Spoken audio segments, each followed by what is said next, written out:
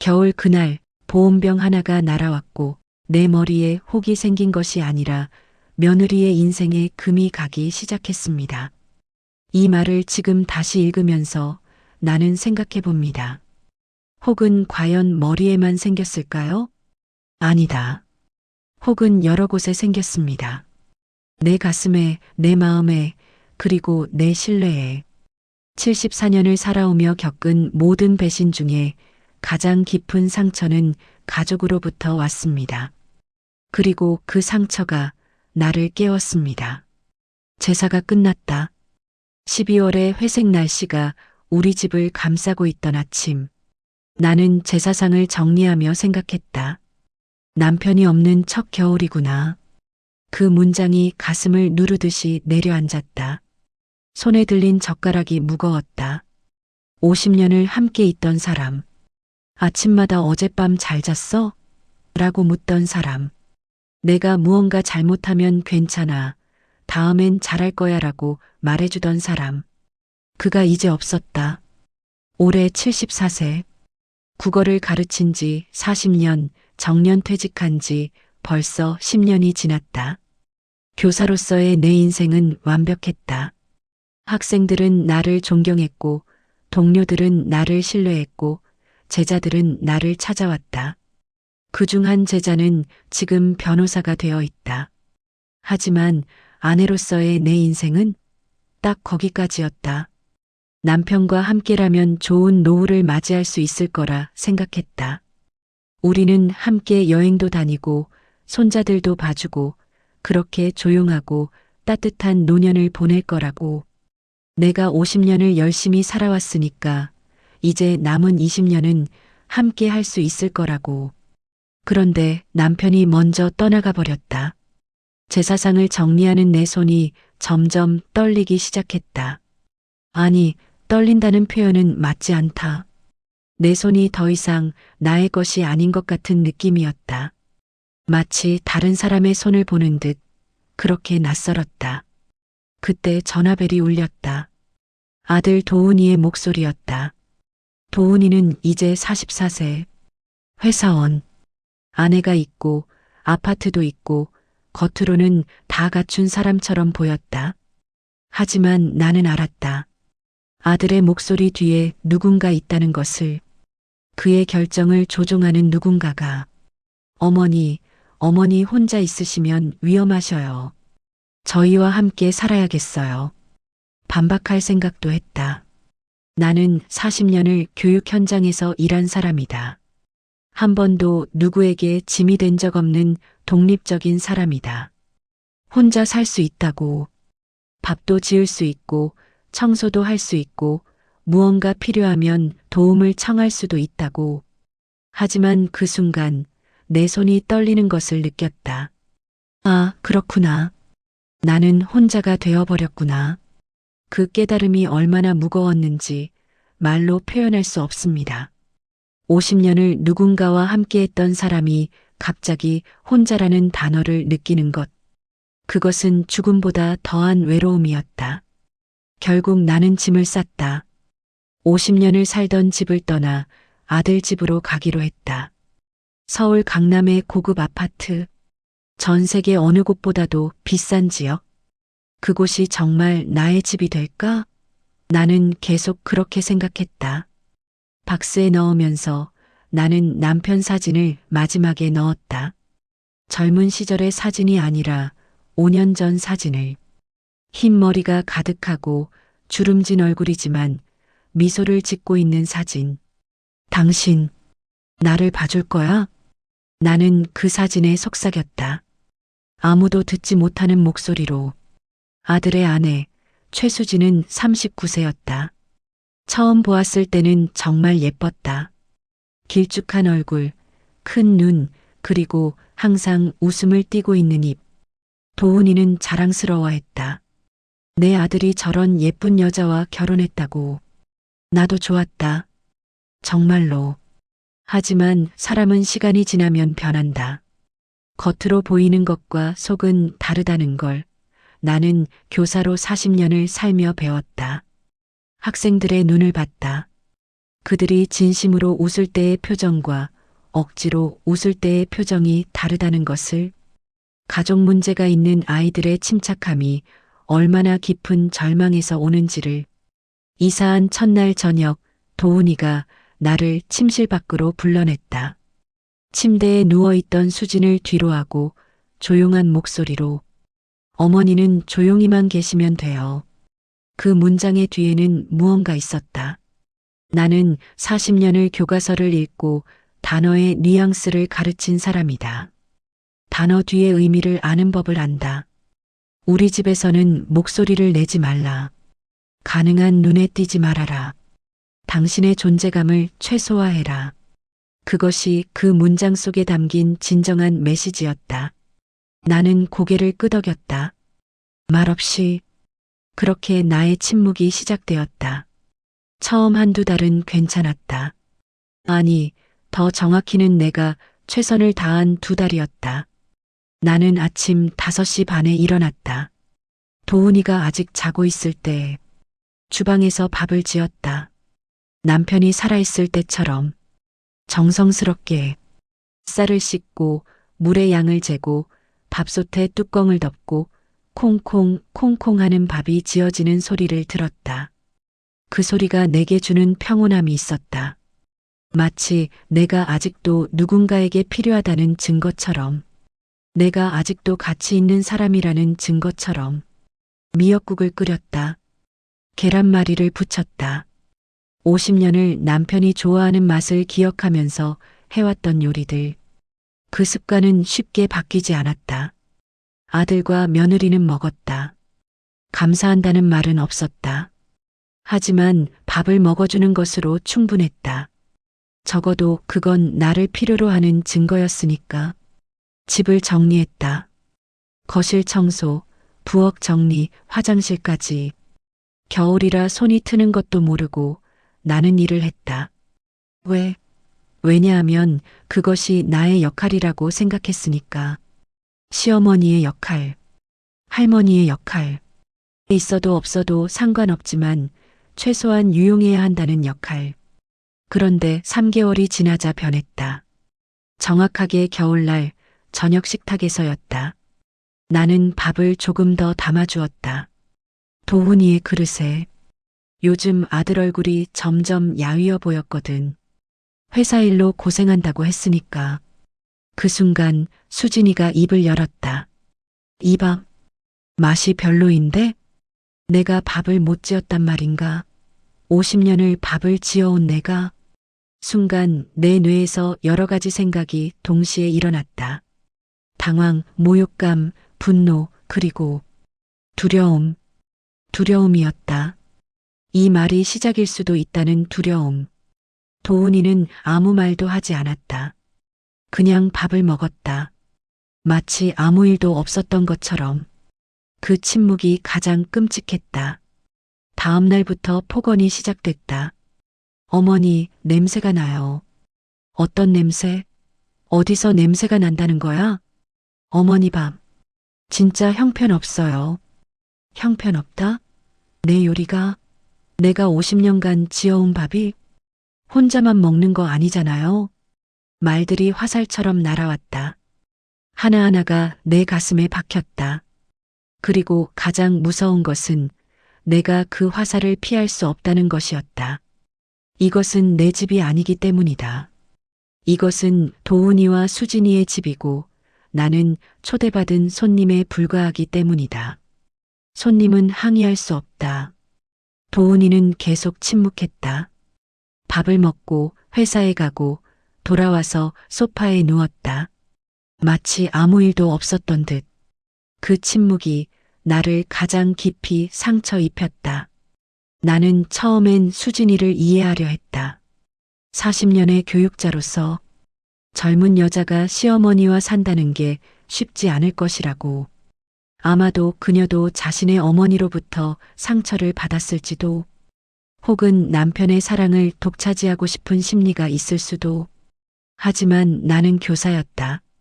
나는 감정을 읽을 줄 안다. 이건 단순한 불만이 아니었다. 이건 계획된 무언가였다. 어느 날 아침 나는 거울을 봤다. 74세의 내 얼굴, 주름, 흰머리, 늘어진 피부, 나이가 가득했다. 그리고 처음으로 그 모습이 혐오스러웠다. 아, 나는 이들에게 짐이구나. 그 깨달음이 얼마나 무거웠는지 설명할 수 없습니다. 내 인생 74년 중 가장 깊은 절망이 그 순간에 몰려왔습니다. 균열은 작게 시작된다. 12월 15일 오후 도훈이가 집으로 들어오며 물었다. 업무용 핸드폰을 들고 있었다. 뭔가 계획된 것처럼. 어머니 생명보험 있잖아요. 연금은 얼마예요? 뜬금없는 질문이었다. 그것도 갑자기 나는 내 가슴 안에 무언가가 차가워지는 것을 느꼈다. 이것이다. 이것이 시작이다. 아, 그건 남편 때문에 들어둔 거고 월 150만 원 정도 나와. 도훈이의 눈이 반짝였다. 그 눈의 반짝임이 무엇을 의미하는지 나는 너무 잘 알았다. 희망, 기대, 탐욕, 그런 것들. 그리고 수진이는 갑자기 나에게 관심을 기울이기 시작했다. 나는 그 변화를 감지했다. 그 전까지 그녀의 눈에는 내가 없었다. 나는 공기였다. 있어도 보이지 않는 것. 하지만 그 순간부터 나는 자산이 되었다.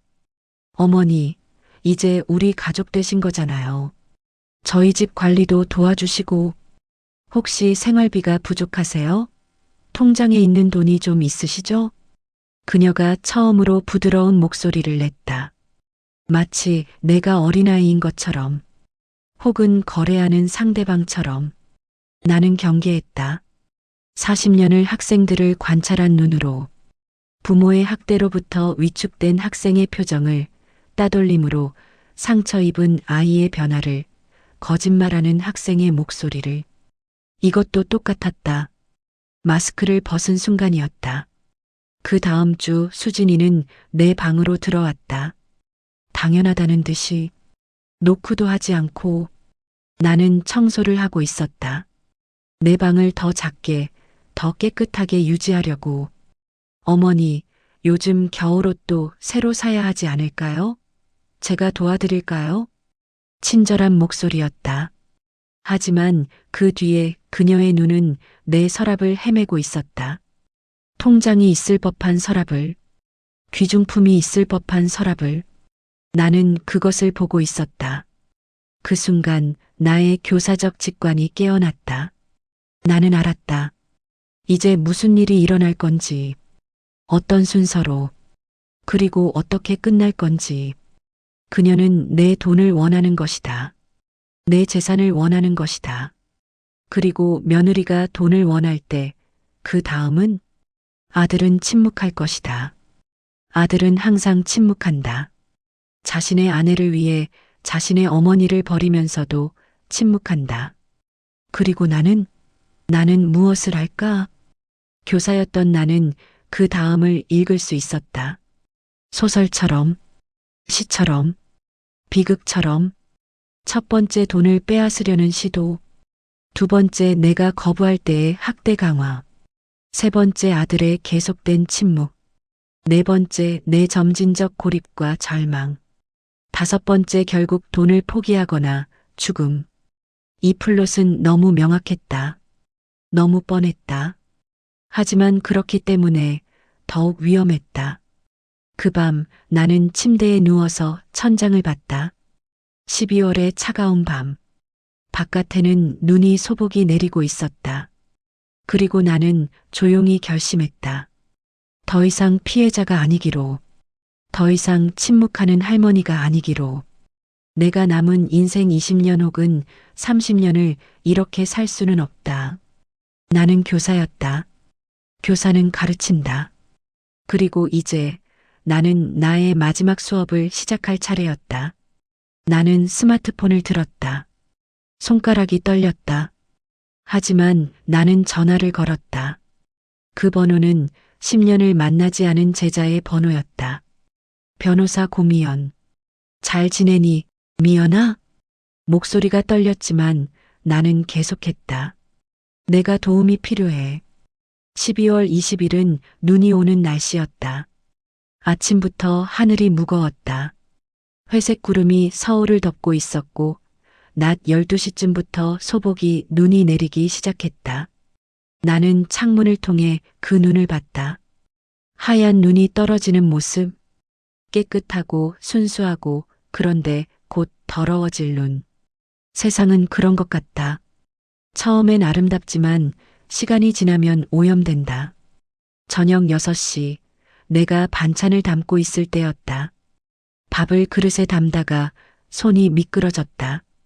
밥알 몇 개가 식탁 위로 떨어졌다. 겨우 몇 알? 3개? 5개? 정확하지 않다. 하지만 나는 그 순간의 모든 것을 기억한다. 마치 슬로우 모션으로 일어나는 일처럼. 밥알이 떨어진다. 내 손이 움직인다. 그리고 그 순간 모든 것이 바뀐다. 수진이가 갑자기 일어섰다. 또 흘렸어? 정신 좀 차려. 그 목소리는 단순한 화난 목소리가 아니었다. 그것은 오래전부터 준비된 폭발의 신호였다. 마치 화산이 터지기 직전의 진동처럼. 내가 밥알을 줍고 있을 때 그녀의 손이 보온병을 집어들었다. 보온병? 아침에 내가 준비한 보온병. 따뜻한 물을 넣어서 아들과 며느리가 회사에 들고 갈 수 있도록 준비한 보온병. 그것이 내 머리를 향해 날아왔다. 순간 세상이 하얀색으로 변했다. 통증이 아니었다. 나중에 의사는 그렇게 말했다. 충격이 먼저 신경을 마비시킵니다. 통증은 나중에 옵니다. 그것은 두려움이었다. 74세의 내 몸이 무너지는 듯한 두려움. 내가 보호받지 못한다는 두려움. 가장 가까워야 할 사람들로부터 피할 수 없는 공격을 받는다는 두려움. 나는 비명을 지르지 못했다. 그저 무릎이 꺾였다. 쓰러질 뻔했다. 내 손이 식탁을 잡았다. 그렇지 않았다면 나는 바닥에 쓰러졌을 것이다. 74세의 뼈는 약하다. 한 번의 충격으로 골절될 수 있다. 내 머리에서 피가 났었나? 기억이 흐릿하다. 그것도 내 몸을 지키려는 본능이었다. 기억을 흐릿하게 만드는 것. 그렇게 생존한다. 학대받는 사람들은 그렇게 생존한다. 도훈이는 침대에서 일어났다. 천천히, 급하지 않게, 마치 별로 심각하지 않은 일을 보는 사람처럼. 수진이가, 그 말이 전부였다. 내 아들이 한 말은 그것뿐이었다. 사과해요. 그 말이 나를 가장 크게 상처 입혔다. 왜냐하면 그것은 사과가 아니라 무시였기 때문이다. 사과해야 할 사람이 자신의 아내이지 자신이 아니라고 말하는 것이었다. 자신은 이 상황에 책임이 없다고 말하는 것이었다. 수진이는 놀라지 않았다. 마치 이미 모든 것을 계획했던 사람처럼. 그리고 계획대로 일어난 것에 확인하는 듯한 표정으로. 어머니 치매 아니야? 밥알도 못 담아? 그 순간 나는 무언가를 깨달았다. 이것은 우발적 폭력이 아니다. 이것은 계획된 학대다. 그리고 아들의 침묵은 그것을 허락한 것이다. 나는 화장실로 들어갔다. 거울을 보기 위해 내 머리가 어떻게 되었는지 확인하려고. 내 머리 왼쪽에는 큰 혹이 부어올랐다. 이미 검붉게 변해가고 있었다. 피도 조금 흘렸다. 74세 노인의 머리에 난 상처는 쉽게 붓는다. 젊은 사람들은 모른다. 우리의 피부가 얼마나 약한지, 우리의 뼈가 얼마나 취약한지.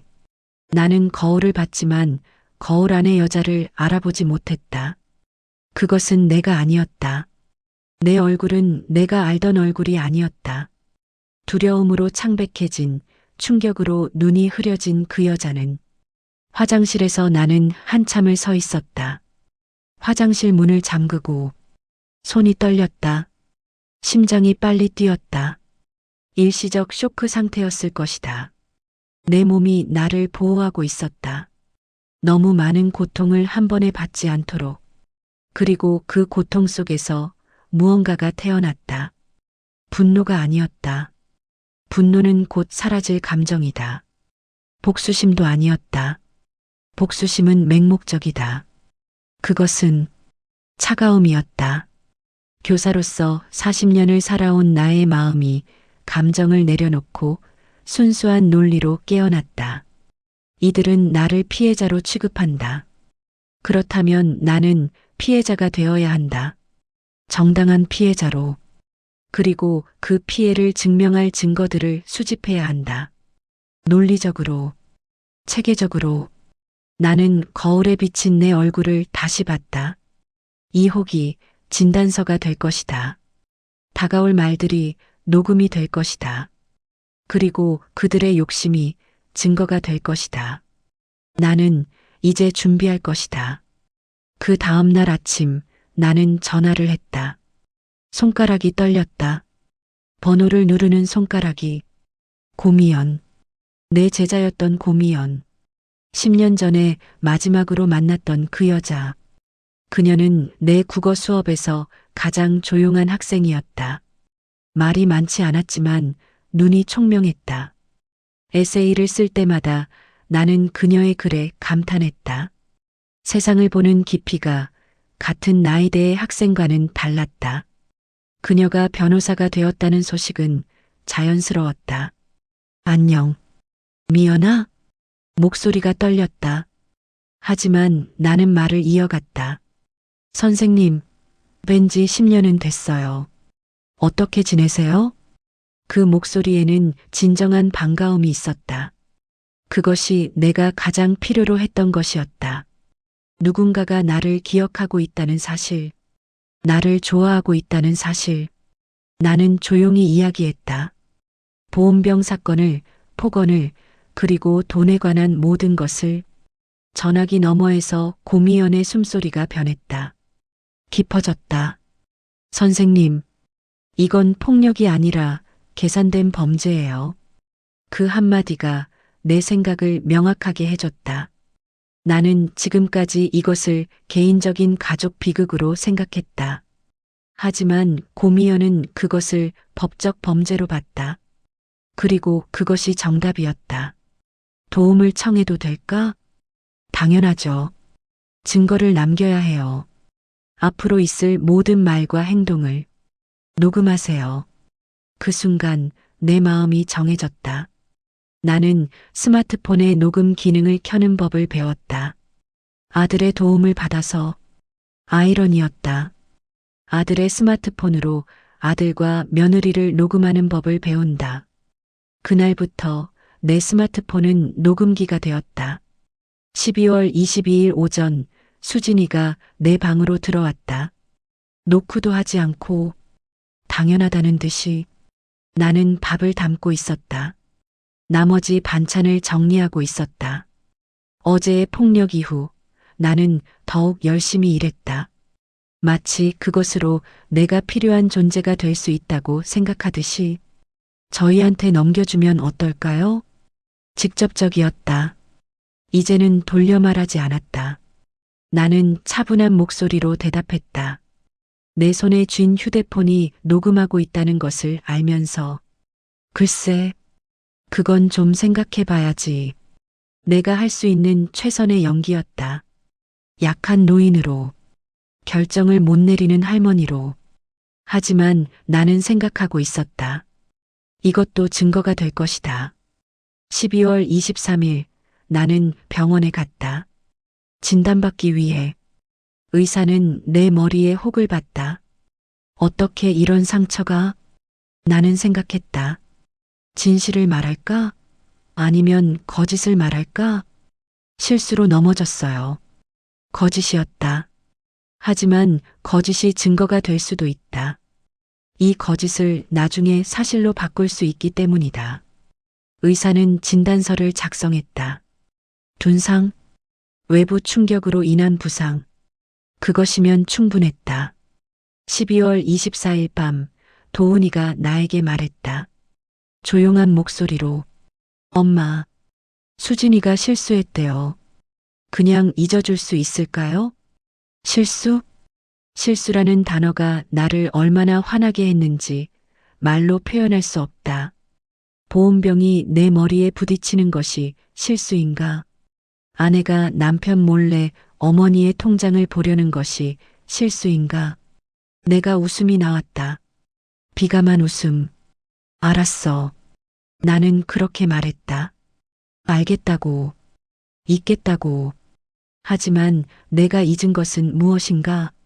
아무것도 아니었다. 나는 모든 것을 기억했다.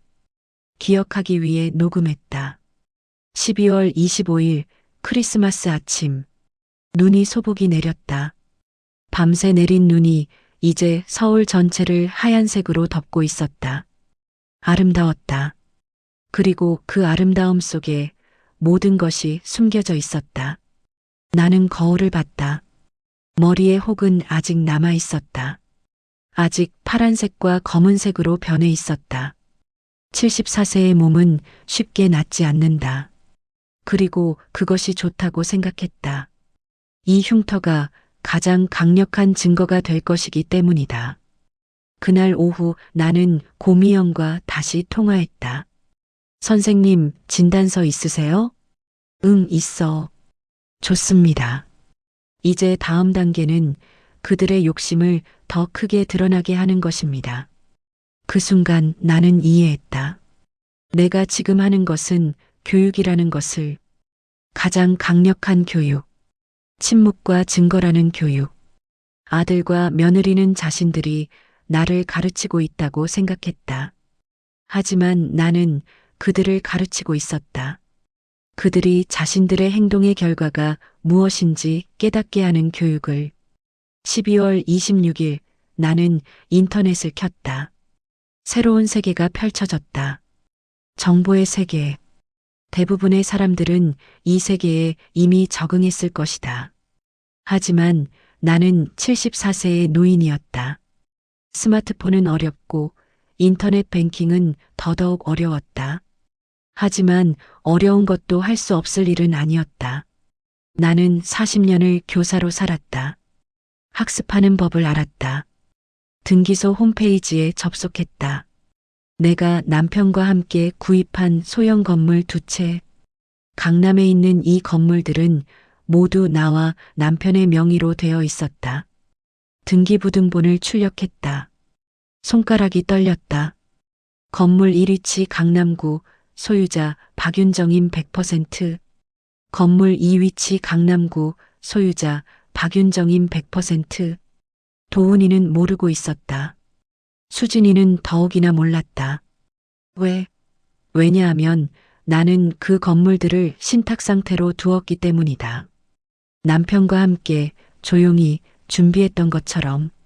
신탁이란 무엇인가? 그것은 내 자산이지만 겉으로는 다른 사람의 것처럼 보이게 하는 법적 장치다. 더 정확히는 내가 신탁회사에 맡긴 자산이다. 누군가가 내 자산을 탈취하려 할 때 법적으로 보호받기 위한 장치. 남편은 오래전부터 준비했다. 왜? 아마도 그도 알았을 것이다. 자기 아들의 약한 의지. 자기 아들인 아내를 막지 못할 것을. 그리고 그 약함이 언젠가는 가족의 파국을 만들 수도 있다는 것을. 남편도 교사였다. 나처럼 40년을 학생들과 함께했던 사람이었다. 인간을 아는 사람이었다. 그리고 그 인간에 대한 이해가 이 신탁이 되었다. 나는 신탁회사에 전화했다. 간단한 절차였다. 내 신원만 확인하면 되었다. 신탁 자산. 소형 건물 한 채 약 4억 원. 소형 건물 한 채 약 4억 원. 총 자산 약 8억 원.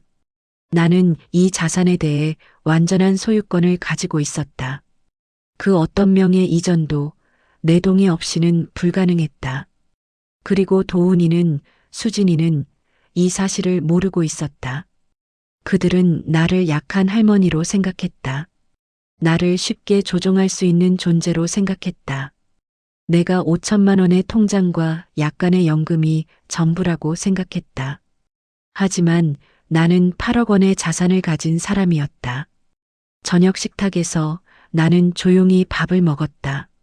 수진이가 나를 봤다. 어머니, 그 건물이나 통장 얘기 빨리 정해줄 수 있을까요? 일주일이 지나서도 그녀는 여전히 물었다. 나는 천천히 밥을 씹었다. 한 입 한 입. 글쎄, 변호사와 상담을 좀 해볼까 싶어. 수진이의 얼굴이 굳었다. 변호사? 라는 단어가 그녀에게 어떤 효과를 미쳤는지 나는 분명히 봤다. 도훈이도 마찬가지였다. 그 순간 나는 알았다. 내가 이미 이겼다는 것을. 게임은 끝났다. 이제는 그 결과를 기다릴 차례일 뿐이었다. 그리고 그 결과가 나올 때까지 나는 침묵할 것이다.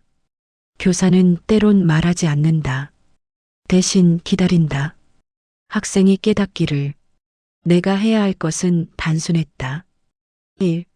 모든 증거를 수집한다. 녹음, 진단서, 통장 기록.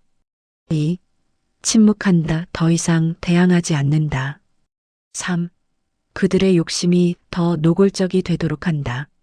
4. 그리고 변호사와 함께 법정에 간다. 남편이 남긴 8억 원의 신탁 자산과 내가 남긴 증거들. 이 두 가지로 나는 충분했다. 교사로 40년을 살아온 내 마지막 수업이 이제 시작되려고 하고 있었다. 12월의 마지막 날 나는 창밖을 봤다. 새로운 해를 기다리고 있는 계절.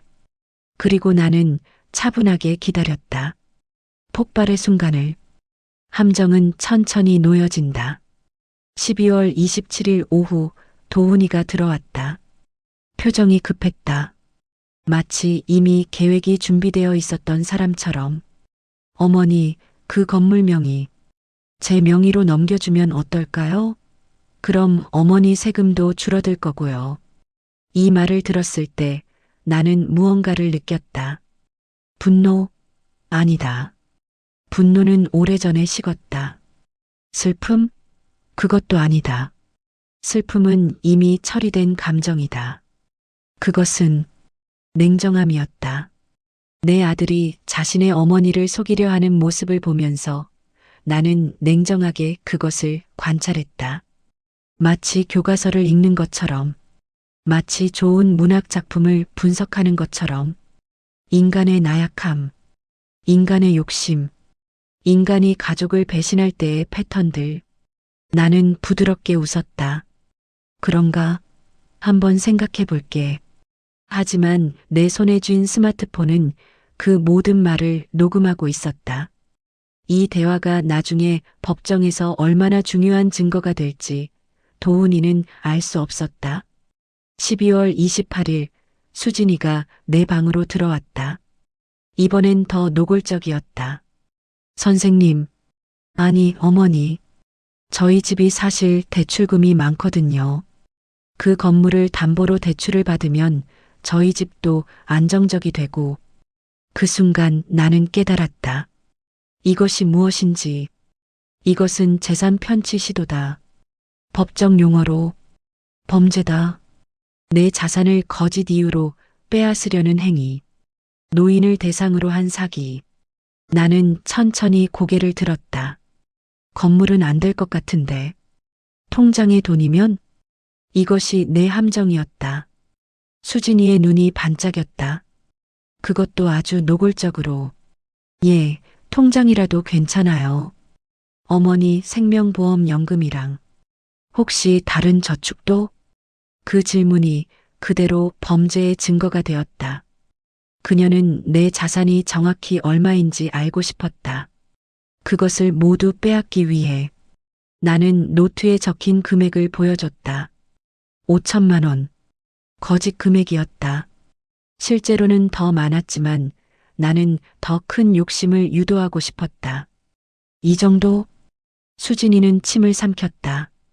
그 순간의 표정을 나는 절대 잊지 못할 것이다. 욕심에 눈이 반짝이는 얼굴, 도덕이 사라진 얼굴. 그 정도면 좋겠습니다. 그 말도 녹음되었다. 12월 29일 도훈이가 나에게 계약서를 가져왔다. 통장에 돈을 아들 명의로 이전하는 계약서였다. 법적 효력이 있어 보이는 계약서. 하지만 그것도 내 동의 하에 서명하는 것이었다. 그리고 내 동의는 곧 법적 증거가 될 것이었다. 나는 천천히 읽었다. 모든 단어를, 모든 조건을, 그리고 거기 서명했다. 알았어. 이대로 진행해. 서명한 그날 밤 나는 침대에 누웠다. 천장을 봤다. 아파트 천장. 강남의 고급 아파트 천장. 그리고 생각했다. 내가 지금 하고 있는 일이 정말 옳은가? 나는 내 아들을 법정에 보내고 있었다. 나는 내 며느리를 감옥에 보내려고 준비하고 있었다. 이것이 복수인가? 아니면 정의인가? 잠을 이루지 못했다. 그 밤 내내. 하지만 아침이 오면서 나는 확신했다. 이것은 복수가 아니다. 이것은 교육이다. 그들이 자신들의 행동의 결과를 배우는 교육. 그들이 돈으로 사람을 해칠 수 없다는 것을 배우는 교육. 그들이 나약함이 아니라 나가 얼마나 강한 사람인지 배우는 교육. 1월 1일 새해 첫날이었다. 도훈이는 신년을 맞이해 기분이 좋아 보였다. 그의 아내 수진이도 마찬가지였다. 그들은 이미 그 돈을 자신들의 것이라고 생각했을 것이다. 그들은 내 건물과 내 저축을 이미 사용하고 있는 꿈을 꿨을 것이다. 그리고 그 꿈이 깨어질 날도 이제 머지 않았다.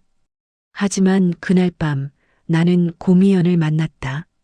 조용한 카페에서. 많은 사람들이 지나가는 곳이지만 우리의 테이블은 고요했다. 고미연은 폴더를 펼쳤다. 그 안에는 모든 증거가 담겨 있었다. 녹음 파일, 진단서, 통장 거래 기록, 그리고 사진들. 내 머리에 혹이 부어오른 모습. 선생님, 준비가 됐으신가요? 나는 담담하게 대답했다. 응, 됐어. 그 순간 나는 깨달았다. 내가 지금까지 74년을 살아온 이유가 이 순간을 위함이었다는 것을. 교사로 40년을 살아온 이유가 이 순간을 위함이었다는 것을. 그리고 이제 나는 준비가 되었다. 1월 11일 오전 10시 경찰서 전화가 울렸다. 도훈이의 휴대폰으로. 박도훈 씨, 학대와 폭행 혐의로 출석을 요청합니다. 내 아들의 얼굴이 창백해졌다. 처음으로 그것이 현실이라는 것을 깨달은 듯한 표정이었다. 수진이는 더욱이었다. 그녀는 휴대폰을 떨어뜨렸다. 그 밤 도훈이는 나에게 물었다. 어머니, 이게 뭔가요? 나는 말하지 않았다. 침묵했다.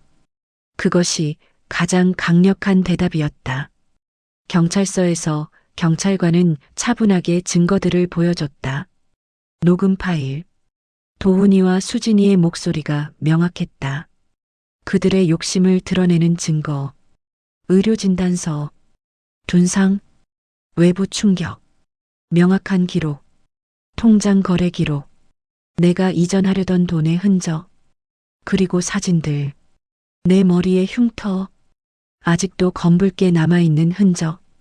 피해자분께서 성실하게 증거를 남기셨네요. 이런 경우는 드뭅니다. 경찰관이 말했다. 대부분의 노인 학대 피해자들은 증거를 남기지 않는다. 아들이 미워서, 가족을 파괴하고 싶지 않아서, 혹은 단순히 체념해서. 하지만 나는 교사였다. 나는 증거의 중요성을 알았다. 수진이는 그 자리에서 자백했다. 경찰의 신문 앞에서 그녀는 더 이상 거짓말을 할 수 없었다. 보온병을 던진 것도, 폭언도, 그리고 계획적인 재산 편취도. 1월 13일 법원에서 만났다. 고미연은 침착했다. 그녀는 이미 20명 이상의 비슷한 사건을 다뤘을 것이다. 하지만 그녀의 눈에는 특별한 감정이 있었다. 그것은 제자로서 선생님을 돕는다는 감정, 학생으로서 교사의 정의를 지킨다는 의무감. 검사는 기소했다.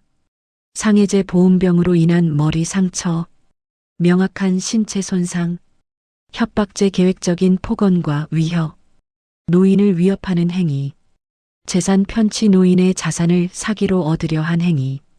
법정에서 수진이는 울었다. 처음으로 그녀는 자신의 행동의 무게를 깨달은 것처럼 보였다. 하지만 그것은 너무 늦었다. 도훈이는 침묵했다. 법관은 천천히 판결을 읽었다. 피고인 최수진은 상해죄로 징역 1년 6개월, 협박죄로 징역 1년을 선고합니다. 두 죄를 합산하여 징역 2년 6개월을 확정합니다.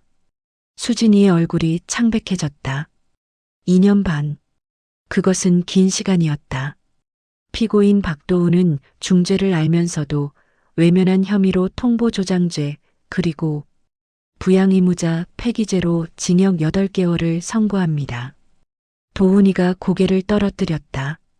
그리고 가장 중요한 것이 있었다. 피해자 박윤정임의 신탁 자산 및 통장 이전 절차는 모두 무효로 처리합니다. 피고인들의 명의로 된 모든 자산은 원 소유자에게 반환되어야 합니다. 법정이 조용해졌다. 나는 눈물을 흘렸다. 하지만 그것은 슬픔의 눈물이 아니었다. 그것은 해방의 눈물이었다. 법정을 나오면서 고미연이 나의 손을 잡았다. 선생님 잘하셨습니다. 나는 대답하지 않았다. 다만 그녀의 손을 꽉 잡았다. 이 제자를 40년 전 교실에서 봤을 때 나는 그녀가 이렇게 나를 도울 줄은 몰랐다. 하지만 인생은 그렇다. 우리가 심은 것이 우리가 예상하지 못한 곳에서 열매를 맺는다. 1월 26일 아침 은행에서 전화가 났다. 박윤정임 고객님, 통장이 해제되었습니다. 수진이 명의로 이전된 5천만 원은 원래대로 돌아왔다. 내 통장으로. 그리고 신탁 자산인 8억 원 규모의 건물들도 명예 이전이 취소되었다. 완벽하게. 법적으로.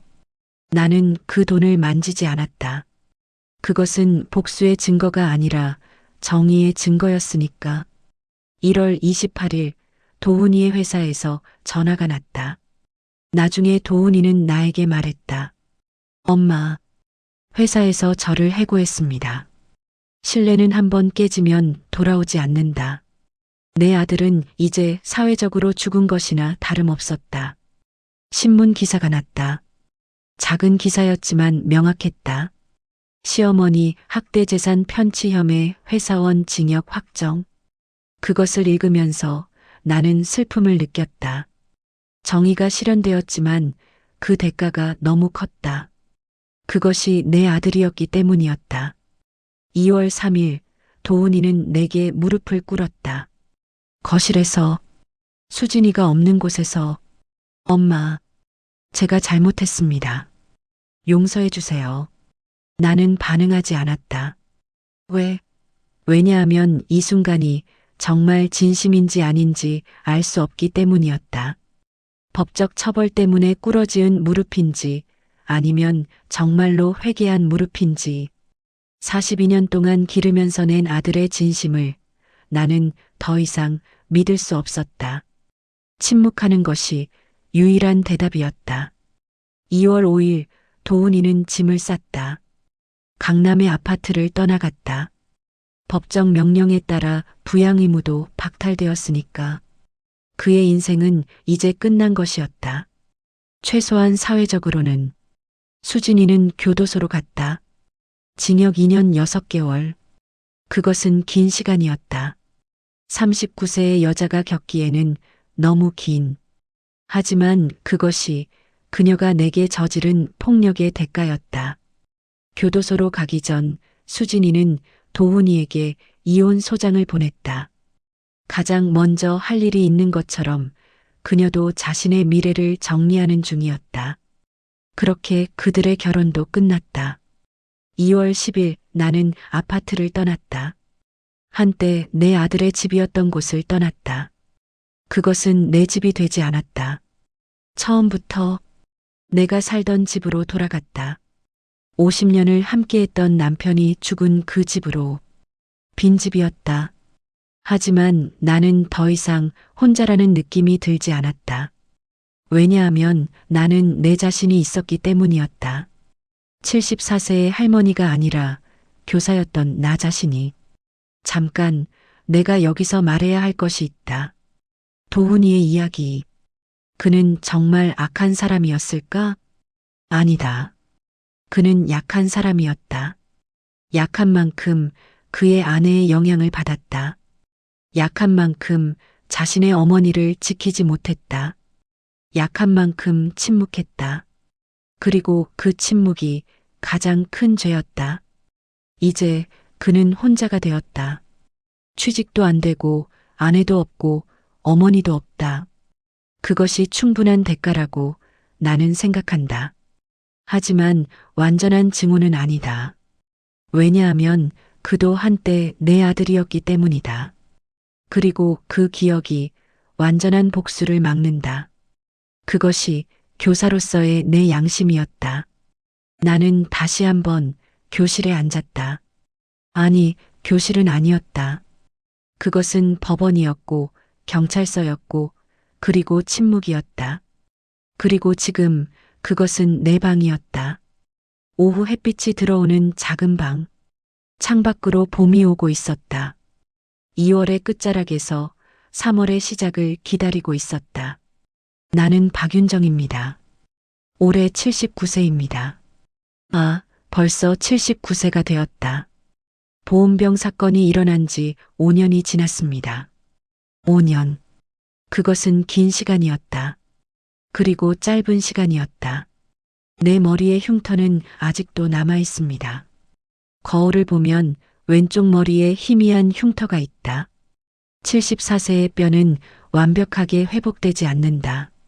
하지만 그것은 내게 가장 큰 교훈이 되었습니다.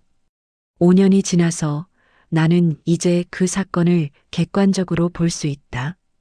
그것은 비극이었지만 또한 내 삶의 가장 강력한 부분이기도 했다. 나는 40년을 교사로 살며 수천 명의 학생을 가르쳤습니다.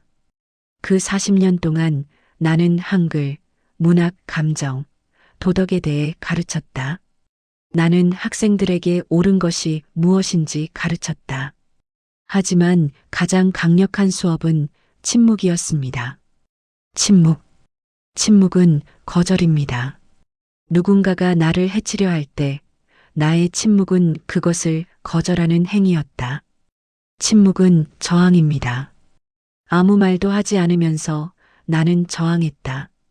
침묵은 교육입니다. 그리고 그 침묵 속에서 내 아들은 배웠다. 그리고 나는 이 마지막 수업의 교과서가 되었습니다. 내 머리의 흉터가 교과서다. 내 침묵이 교과서다. 내 증거 수집이 교과서다. 혹시 이 이야기를 듣는 누군가가 있다면 기억해 주세요. 이것을 듣는 모든 사람들에게 나는 말하고 싶다. 노인을 보호하세요.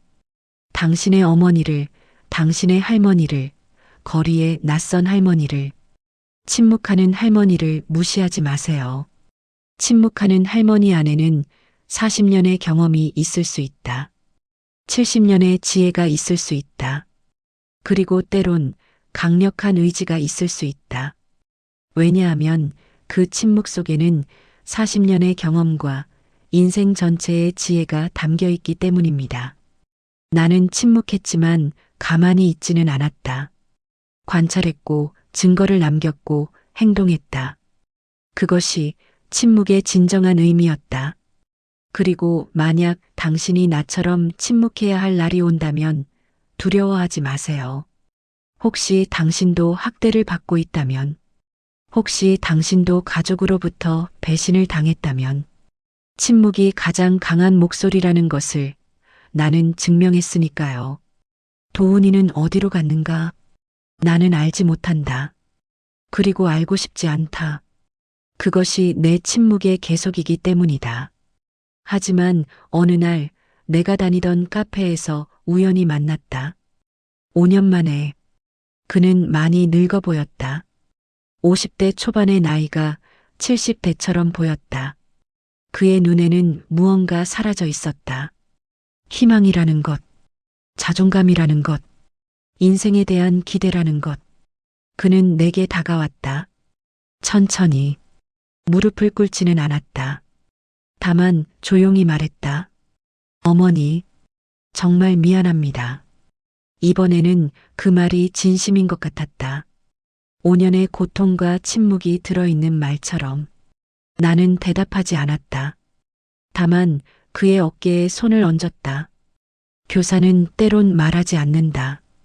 대신 기다린다. 학생이 깨닫기를. 그리고 그 깨달음이 가장 강력한 교육이 된다. 나는 신탁 자산을 정리하기로 결정했다. 8억 원. 교사로서 40년을 번 돈. 그리고 남편이 남긴 돈. 그 자산의 일부는 학교에 기부했다. 후학을 키우는 데 쓰이라고. 그 일부는 노인 인권 단체에 기부했다. 나 같은 할머니들이 보호받기를 바라며. 그 일부는 도훈이에게 주었다. 조건 없이. 왜? 왜냐하면 그도 내 아들이기 때문이었다. 그리고 나는 교사였으니까. 교사는 완전한 복수를 하지 않는다. 대신 교육을 한다. 2월 15일 나는 다시 서 있었다. 강당에서. 내가 40년을 가르친 학교의 강당이었다. 제자들이 나를 찾아왔다. 고미연도 그 중 하나였다. 그들은 내게 물었다. 선생님, 정말 괜찮으세요? 나는 진정한 미소를 지었다. 처음으로 진정한 미소를. 괜찮아, 나는. 나의 마지막 수업을 무사히 마쳤으니까. 창밖으로 2월의 햇빛이 들어왔다. 따뜻하고 명확하고 선한 빛이었다. 그것이 봄의 시작이었다. 세상에는 두 종류의 침묵이 있습니다. 하나는 항복의 침묵입니다. 무기력하고 절망적이고 무언가를 포기하는 침묵. 하지만 다른 하나는 준비의 침묵입니다. 강력하고 예리하고 무언가를 이루기 위한 침묵. 나는 후자의 침묵을 선택했습니다. 그리고 그 침묵이 나를 구했습니다. 보온병 하나가 내 머리에 부딪혔을 때 나는 죽지 않았습니다. 대신 깨어났습니다. 교사로서의 마지막 책임을 다하기 위해. 그리고 그 책임을 다하면서 나는 비로소 나 자신이 되었습니다. 할머니가 아니라 교사로서, 피해자가 아니라 증인으로, 약자가 아니라 강자로. 나는 보온병으로 맞은 그 순간을 감사합니다. 왜냐하면 그것이 나를 일깨웠기 때문입니다. 내가 누구인지, 내가 얼마나 강한 사람인지, 그리고 내 침묵이 얼마나 강력한 목소리인지. 가장 강한 목소리는 때론 침묵이다. 그리고 가장 위대한 교사는 말이 아니라 증거로 가르친다. 이 이야기는 여기까지입니다. 감사합니다. 행복한 하루 되세요.